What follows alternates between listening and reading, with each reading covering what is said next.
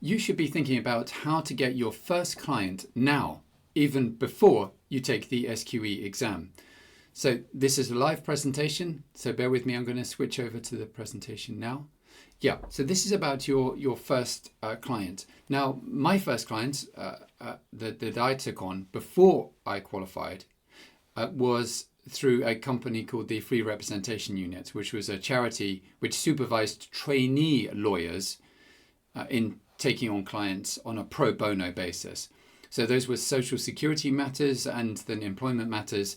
The social security matters were in the first tier tribunal. So that was a great opportunity for me to actually start on that process of representing someone and getting a sense of the responsibility that it instills in you in being responsible for very important matters concerning someone's life. And that's how I began. I didn't give thought at all, though, to the business side of it. In fact, I wasn't interested in that side of it at all, being rather naive at that point. I just wanted to do pro bono work the rest of my life. Sadly, not all of us can do that. And so we have to think about how we make a success of the practice on a commercial basis, as well as doing pro bono work, which I do to this day, but combined with a successful practice. So this business of getting your first client, I wouldn't postpone it until after after you qualify as a solicitor necessarily. You can start taking steps now, and let's have a look at some of the principles that you would use. So yeah, as I say, don't necessarily wait. One of the factors that is taken into account if you're applying for a NQ role, a newly qualified solicitor role, is the business case for taking you on. So you can rely just on your intellectual ability or your proficiency in legal research and public speaking ability and so forth. But is that enough these days? Sadly, not in many cases. You need to have a think about what is your business case. Well, how, you might ask, can you generate clients if you haven't even qualified, right? And you can't, from a regulatory perspective, represent people if you're not qualified. Well, no, there's a number of things that you can do. A number of things. And there's absolutely nothing stopping you from getting started on social media, doing presentations like this one, and connecting with people who may in the future be your clients. You can't take them on now as clients, but in the future you could take them on as clients.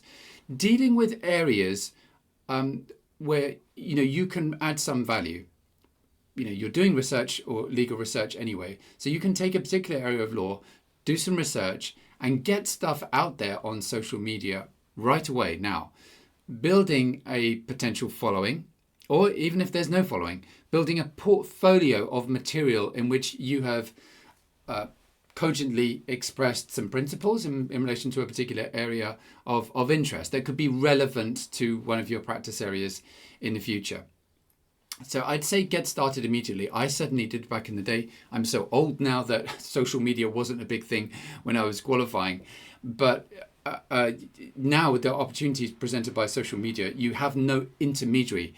In the past, there were gatekeepers, if you like, between you and your clients. You had to go through a firm or had to go through certain intermediaries in order to get access to clients. Now that's not the case. You can go directly and out and communicate with thousands of people and prospective clients who you might be able to assist in the future.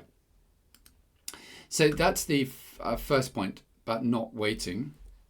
Now, the next point is the use of technology. Now, use of technology, of course, I'm talking here about, among other things, ChatGPT, is so crucial. Of course, many people who are younger than me don't need to be sold on using technology, right? You're doing that already.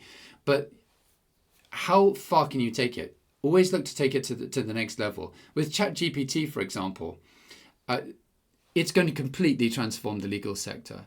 It's going to, in many cases, diminish the need for lawyers to be involved in something in the first place, with things like initial contract drafting and that sort of thing.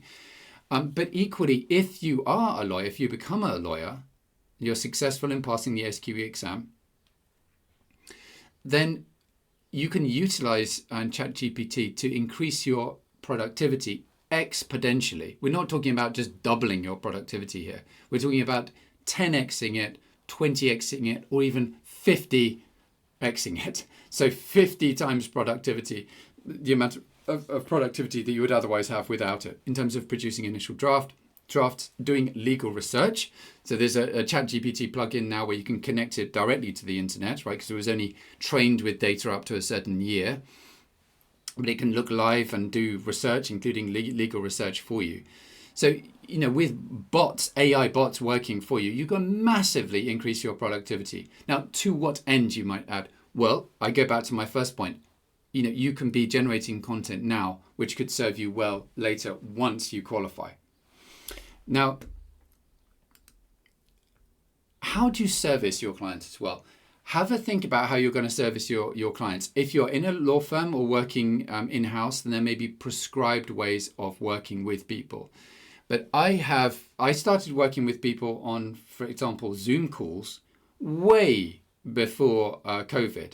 In fact, I had to kind of explain what Zoom was to people back in the day. I must have been one of the very first users of Zoom, or at least in the pool of several thousands of people who started using it in the very early days and saw the full power of it. But with Zoom combined with screen shares, you can give a tremendous service to clients, because what it means is you can draft things live with them. Let's say legal documents, you can draft things with them live, which in a way that's more efficient even than if you were sitting down with them physically looking at the computer, because they can look at their own computer. You can have a screen share, you can draft things live, take instructions live, and that's very much my style.